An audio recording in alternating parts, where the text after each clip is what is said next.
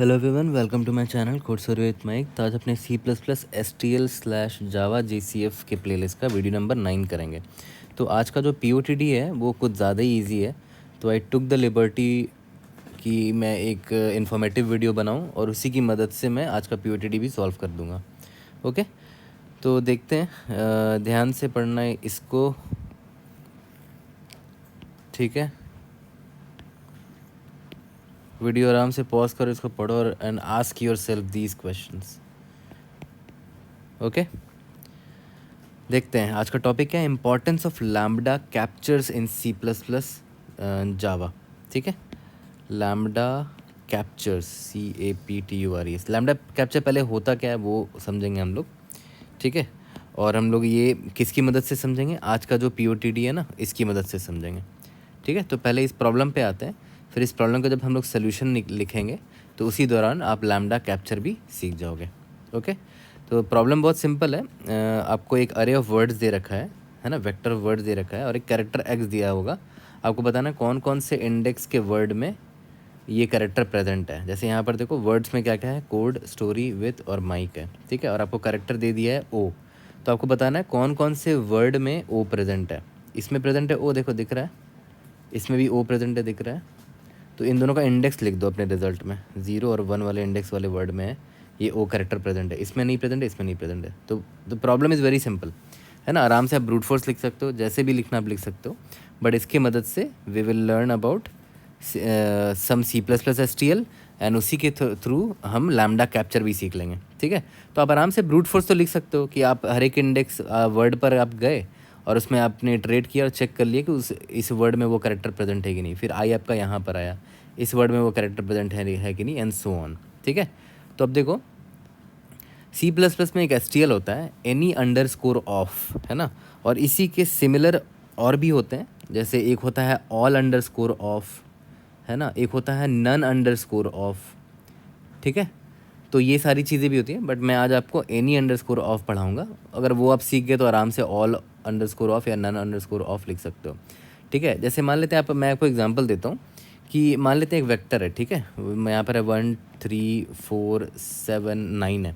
अगर मैं आपसे पूछूं कि क्या इस वेक्टर में कोई भी एक ऐसा नंबर है जो इवन है, मान लो कोई भी एक ऐसा नंबर होना चाहिए जो इवन है, या फिर मैं आपसे पूछूं कि क्या इस वेक्टर में सारे के सारे इवन है, या फिर क्या इस वेक्टर में कोई भी इवन नहीं होना चाहिए, ठीक है। तो अगर कोई भी एक इवन है, मतलब any of the number is even, तो एनी ऑफ यूज़ कर सकते हैं। अगर मुझे पता करना कि सारे के सारे इवन है कि नहीं या सारे के सारे ऑड है कि नहीं, तब मैं ऑल ऑफ यूज़ कर सकता हूँ, ठीक है। अब मैं चाहता हूँ कि कोई भी नंबर ऑड हो ना हो, कोई भी नंबर इवन ना हो, तो उसके लिए मैं नन ऑफ यूज़ कर सकता हूँ, ठीक है। तो मैं any under score of use करके दिखाऊंगा, उसकी मदद से आप बाकी भी समझ जाओगे, all underscore of and none underscore of, ठीक है। तो आज हमारा प्रॉब्लम क्या था कि हर वर्ड में आपको बस इतना देखना है कि उसमें कोई कैरेक्टर प्रेजेंट है कि नहीं, है ना। तो एनी अंडर स्कोर ऑफ किसी भी कंटेनर में आप लगा सकते हो, आराम से वेक्टर में लगा सकते हो, स्ट्रिंग में लगा सकते हो। तो आज हमारा जो केस है वो वेक्टर ऑफ स्ट्रिंग है, ठीक है। तो अब देखो ध्यान देना, सबसे पहले तो मुझे हर एक वर्ड पे जाना पड़ेगा ना। For i is equal to 0, i is less than n, i plus plus, मान लेते हैं टोटल एन वर्ड्स हैं हमारे पास। अब देखो यहाँ पर ध्यान देना कि एनी अंडर स्कोर ऑफ लिखते कैसे हैं। एनी अंडर स्कोर ऑफ, ठीक है। अभी आप कौन से वर्ड को देख रहे हो, आईएथ वाले वर्ड को देख रहे हो, तो आपको बताना पड़ेगा एनी अंडर स्कोर ऑफ को कि आप किस वर्ड को देख रहे हो, उसका बिगिनिंग क्या है और उसका एंड क्या है, ठीक है। तो यहाँ पर लिख दो कि जो बिगिनिंग है वो बिगिन ऑफ वर्ड्स ऑफ आई है, ठीक है। और उसका एंडिंग जो है बिगिन से लेकर एंड तक बताना है आपको, वर्ड्स ऑफ आई, ठीक है। तो आपने ये बता दिया इसको कि बिगिनिंग से एंड वाले पूरे आप वर्ड को देख रहे हो, उस वर्ड के आप पूरे कैरेक्टर को देख रहे हो बिगिन से लेकर एंड तक को, ठीक है। अब आप इसको एक चीज़ बताना पड़ेगा कि ठीक है आप हर एक कैरेक्टर को देख तो रहे, बट आपको करना क्या है उस कैरेक्टर से, है ना। तो उसके लिए एक लैम्बडा लिख देते हैं और वो लैम्बडा इसको बताएगा कि करना क्या है ना। तो लैम्बडा लिख दिया मैंने, और अगर इसका वैल्यू ट्रू आ गया, इफ़, है ना, इसका वैल्यू अगर ट्रू आ गया, और लैम्बडा में मैं क्या लिखूँगा कि कोई भी एक ऐसा कैरेक्टर अगर वो एक्स के बराबर हुआ तो ट्रू आना चाहिए आंसर, है ना। तो मान लेते हैं ट्रू आ गया, तो मतलब इस वर्ड्स आई में वो कैरेक्टर प्रेजेंट था, है ना। तो result of dot push under score back में मैं ये वाला इंडेक्स आई डाल दूंगा। ठीक है, अब बात आती है लैम्डा पर कि ये लैम्डा में मैं कैसे लिखूँगा सच दैट मैं ये चेक कर सकूँ कि ये जो वर्ड्स आई है ना उसके बिगिनिंग से लेकर एंड तक में कोई भी एक कैरेक्टर एक्स के बराबर है कि नहीं। ठीक है, तो लैम्डा लिखना मैंने आपको कई सारे वीडियो में दिखाया है ऑलरेडी, है ना, कि लैम्डा लिखते कैसे हैं एक्चुअली में। तो देखो ध्यान देना, लैम्डा का नाम मैंने क्या दिया है, लैम्डा ही दे दिया है। आप कुछ भी नाम दे सकते हो यहाँ पर, है ना, एनीथिंग यू कैन गिव, मैंने लैम्डा ही नाम दे दिया है। तो लैम्डा को लिखते कैसे थे मैंने कई वीडियो में लिख के दिखाया भी है आपको। ऑटो लिखा आपने, ठीक है, लैम्बडा, ये क्या है, रिटर्न टाइप है, वो कंपाइलर डिसाइड कर लेगा, ऑटोमेटिक है। ठीक है, ऑटो वेरिएबल है। लैम्बडा का नाम लिख दिया हमने। लैम्बडा का वैल्यू क्या है पहले वो डिफाइन करते हैं, है ना। लैम्बडा का वैल्यू कैसे लिखते थे, ये जो होता है ना ये वाला पार्ट, देखो लैम्बडा का बॉडी कुछ ऐसा होता है। ठीक है, अब देखो ध्यान देना, मैंने यहाँ लैम्बडा लिखा ना, तो लैम्बडा की जगह कंपाइलर क्या करेगा, इस पूरे वैल्यू को पुट कर देगा, ये वाली पूरी वैल्यू को उठा के वहाँ पर डाल देगा, है ना। क्योंकि देखो मैंने यहाँ पर डिफाइन किया ना कि लैम्बडा का वैल्यू जो है वो ये है, इज इक्वल टू साइन है यहाँ पर। ठीक है, अब देखो ध्यान देना, ये जो होता है मैंने और भी वीडियोस में आपको ये चीज़ बता रखा है कि ये जो पता है क्या होता है, इसको बोलते हैं कैप्चर। इसका मतलब क्या हुआ, कैप्चर। और ये लैम्बडा कैप्चर इसी को बोलते हैं जिसकी हम बात कर रहे थे ना, लैम्बडा कैप्चर, जो वीडियो जिस पर बेस्ड है आज का, ये लैम्बडा कैप्चर हो गया। और बताऊंगा इसका इसका इसका क्या हेल्प होता है लैम्बडा कैप्चर से। ठीक है, और ये होता है पैरामीटर, क्या पैरामीटर आपने पास किया है। तो याद करो, तो आपने जब एनी ऑफ फंक्शन लिखा था तो देख रहे हो आप बिगिन वर्ड से वर्ड्स आई से एंड वर्ड्स तक के सारे कैरेक्टर पर जा रहे हो, तो वो सारे कैरेक्टर इसके पैरामीटर होंगे। एक एक करके सारा कैरेक्टर इसके पास आएगा। तो कैर सी एच मैं लिख दे रहा हूँ यहाँ पर, है ना। मान लेते हैं आपका पहला वर्ड क्या था, कोड था, है ना। मान लेते हैं कि वर्ड्स ऑफ आई जो था ना आपका, वो आपका कोड था, CODE था ना पहला वर्ड। ठीक है, तो मान लेते हैं वर्ड्स आई का पहला करेक्टर यानी कि W आया यहाँ पर, कैर CH मान लेते हैं इसको। ओके, अब आपको बस इतना चेक करना है कि अगर ये CH, if CH is equal to x हो गया, है ना, तो रिटर्न ट्रू हो जाएगा, है ना। इज इक्वल टू एक्स है तो खुद ब खुद रिटर्न ट्रू हो जाएगा। अब बात आती है कि ये जो बॉडी है, ये जो बॉडी है ना लैम्बडा का वैल्यू जो है एक्चुअली में क्या है, लैम्बडा का बॉडी है ये। अब इस बॉडी में को ये बॉडी एक्स को कैसे एक्सेस कर सकता है, एक्स तो इस बॉडी के बाहर का वैल्यू है ना, एक्स तो एक्सेसिबल ही नहीं है इसको। तो हम लोग पता है क्या करते हैं, बाहर के वेरिएबल को अगर लैम्बडा के बॉडी के अंदर एक्सेस करना है तो उसको हम लैम्बडा कैप्चर में लिखते हैं। ठीक है, ये इंपॉर्टेंट पार्ट था। तो यहाँ पर मैं क्या करूँगा, मैं या तो डायरेक्टली सिर्फ एक्स लिख दूंगा, तो इसका मतलब क्या हुआ, बाहर एक वेरिएबल था एक्स नाम का जो कि अब लैम्बडा के अंदर भी एक्सेसिबल होगा। तो नाउ दिस विल वर्क, क्योंकि यहाँ पर एक्स लिख दिया है मैंने, कैप्चर कर लिया एक्स को, और वो कैप्चर हो गया तो लैम्बडा के अंदर भी यूज़ हो जाएगा। ठीक है, अब देखो ध्यान दो, यहाँ पर मैंने एक्स लिखा है सिर्फ, तो ये ना एक्स का जो बाहर जो एक्स था ना वेरिएबल, इनपुट जो वेरिएबल आपका एक्स, उसका कॉपी यहाँ पर बन चुका है। तो अगर आप एक्स में यहाँ पर कुछ भी चेंज कर दोगे ना, एक्स प्लस प्लस मान लेते हैं आपने कर दिया, तो बाहर जो एक्स का वैल्यू था उस पर कोई चेंज नहीं आएगा, क्योंकि ये एक्चुअली में कॉपी बना है उसका। ठीक है, लेकिन अगर आपने यहाँ पर रिफरेंस लगा दिया ना, तो बाहर में जो एक्स है इसमें अगर आप कुछ चेंज करोगे ना, मान लेते हैं एक्स को आपने 10 बना दिया, तो यहाँ पर कुछ भी मान लेते हैं एक्स को आपने A बना दिया, तो यहाँ पर बाहर में भी एक्स में चेंज आ जाएगा। क्यों, क्योंकि आपने देखो बाई रेफरेंस आपने पास किया है, यहाँ पर कैप्चर किया है उसको। बाई रेफरेंस कैप्चर करने से क्या होगा कि जो भी चेंज होगा यहाँ पर एक्स में वो बाहर भी चेंज हो जाएगा। तो रिस्की है एक्चुअली में बाई रेफरेंस किसी भी वेरिएबल को कैप्चर करना, है ना। तो यूजुअली अगर छोटा वेरिएबल है, जैसे मान लेते हैं ये तो एक ही करेक्टर है एक्स, तो मैं क्या करूँगा, इसको बाई रेफरेंस कॉपी नहीं करूँगा, मतलब कैप्चर नहीं करूँगा, बाई वैल्यू कैप्चर कर लूँगा, है ना। याद करो दो तरीके से कैप्चर होती हैं वैल्यू, एक होता है बाई रेफरेंस, एक होता है बाई वैल्यू, है ना। और आपको पता होगा, आपने पढ़ा भी होगा कि किसी फंक्शन में पैरामीटर आप दो तरीके से पास कर सकते हो, बाई रेफरेंस या तो फिर बाई वैल्यू। C++ की बात कर रहा हूँ। तो सेम चीज़ यहाँ पर भी, कैप्चर भी दो तरीके से हो सकता है। बाई रेफरेंस अगर आपने कैप्चर किया तो M% लगाना पड़ेगा, लेकिन इसमें रिस्क क्या है कि अगर आपने कोई चेंज किया तो एक्स की वैल्यू जो बाहर थी उसमें भी चेंज हो जाएगा। बाई वैल्यू में ऐसा कुछ है नहीं, जो एक्स का वेरिएबल था इसका एग्जैक्ट कॉपी बनाया जाएगा और ये पास हो जाएगा यहाँ पर। ठीक है, ओके। तो ये होता है लैम्बडा कैप्चर। तो लैम्बडा कैप्चर का हमको इंपॉर्टेंस दिख गया होगा। और मान लेते हैं एक्स में हमें कोई चेंज करना ही नहीं है यहाँ पर, ठीक है, तो आप बाई रेफरेंस ही कर दो। बाई रेफरेंस करने से क्या होगा कि एक्स्ट्रा कॉपी बनाने का झंझट नहीं होगा कंपाइलर को, तो कंपाइलर को थोड़ी सी राहत मिलेगी।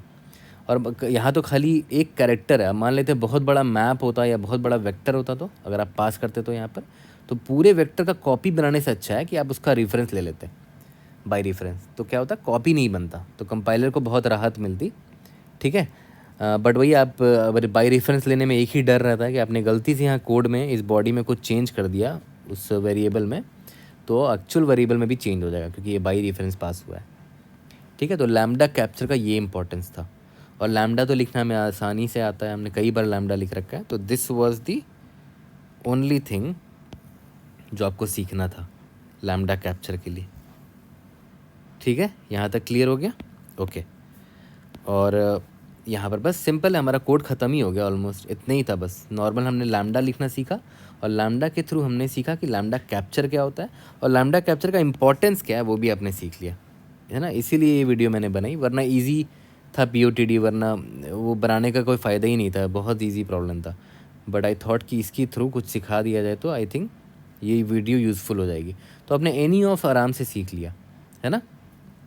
सिमिलरली अगर मैं आपको कोई एग्जांपल दूं, मान लेते हैं एक वेक्टर है, उसमें मान लेते हैं 2 है, 4 है, 8 है, 6 है, 7 है, एक है ना, एक ऑड नंबर है।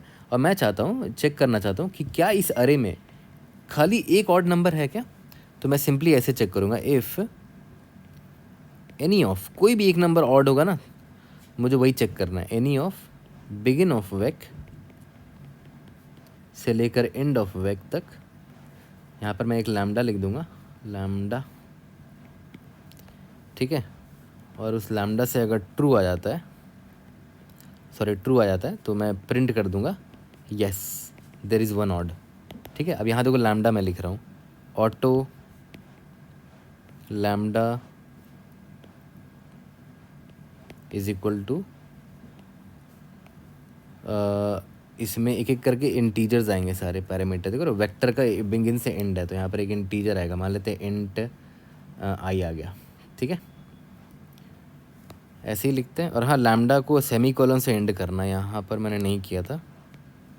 ठीक है, तो यहाँ पर अब देखो ध्यान दो, आपको बस क्या चेक करना है, सिंपली रिटर्न कोई भी एक ऐसा इंटीजर मिल जाए i%2, अगर नॉट इक्वल टू 0 है तो ट्रू रिटर्न कर देना है ना। i%2 must not be equal to 0, तभी तो वो ऑड होगा। तो अगर यहाँ से ट्रू चला गया तो किसी भी एक, तो ट्रू आ गया तो मैं आंसर रिटर्न प्रिंट येस कर दूंगा। ठीक है, तो देखो एक एक करके सारे वेरिएबल जाएंगे, पहले 2 जाएगा यहाँ पर है ना, यहाँ पर पहले 2 आएगा, तो मैं चेक कर लूँगा 2%L2 is not equal to 0, false चला गया आंसर। ठीक है, तो फिर 4 आएगा। ठीक है, 4%L2 is not equal to 0। Similarly एक एक करके सारे वेरिएबल जाएंगे, जब 7 आएगा तो यहाँ से ट्रू रिटर्न हो जाएगा और ये येस प्रिंट हो जाएगा। ठीक है, तो इस तरह के बहुत सारे यूज़ केसेस हैं इन STLs का, जहाँ पर आप वन लाइनर में ही चेक कर सकते हो कि ऑड है या इवन है एंड सो ऑन है ना। आपको पूरा फॉर लूप लिखने की ज़रूरत नहीं, सिंपल देखो वन लाइनर में आपका काम हो गया। हाँ, लैम्डा आपको लिखना पड़ेगा यहाँ पर। ठीक है, अब चाहे तो इस लैम्डा को उठा के इधर भी चिपका सकते थे, इस लैम्डा को हटा दो और इसको उठा के डायरेक्ट यहाँ पर चिपका दो, वो भी कर सकते हो, मतलब उसको इनलाइन बोलते हैं, इनलाइन लैम्डा। बट मैं अलग से लिखना प्रेफर करता हूँ, थोड़ा क्लीन लगता है कोड। ठीक है, यहाँ तक क्लियर हो गया। अब आ जाते हैं जावा काउंटर पार्ट में। जावा में पास बाय रेफरेंस या पास बाय वैल्यू नाम का कोई कंसेप्ट नहीं होता।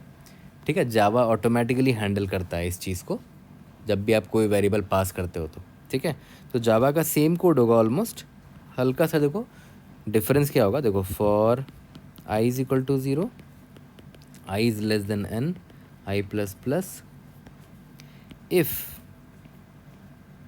Words of I, words of I से क्या हुआ कि आपको वो वर्ड का एक्सेस मिल गया। अब आप उसको सारे कैरेक्टर्स आपको चाहिए है ना, तो उसको कैर्स आपने यूज़ किया, उसके लिए हर एक कैरेक्टर आपको मिल जाएगा। और एनी मैच नाम का फंक्शन होता है।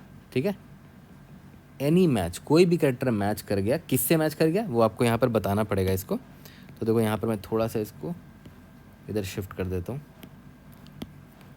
किससे मैच कर गया। देखो यहाँ पर मैं क्या लिख रहा हूँ, ध्यान से देखना, ब्रैकेट लिखा।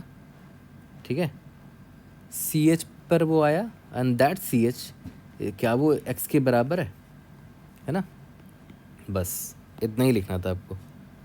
तो रिज़ल्ट में रिजल्ट डॉट ऐड, इस इंडेक्स को मैंने ऐड कर दिया। ठीक है, तो एक्चुअली जावा में क्या था, सिंपली यहाँ मैं लिख देता हूँ, सॉरी, एनी मैच, और सी प्लस में क्या था, एनी अंडरस्कोर ऑफ। ओके, यहाँ तक क्लियर है? As simple as that. Simple सा कोड था, कोड लिखने की ज़रूरत भी नहीं आई थी, मैंने ऑलमोस्ट आपको दिखाई दिया यहाँ पर। ठीक है, कोड आप कर लेना, सबमिट कर लेना, and I hope this video helped you. See you guys in the next video. Thank you.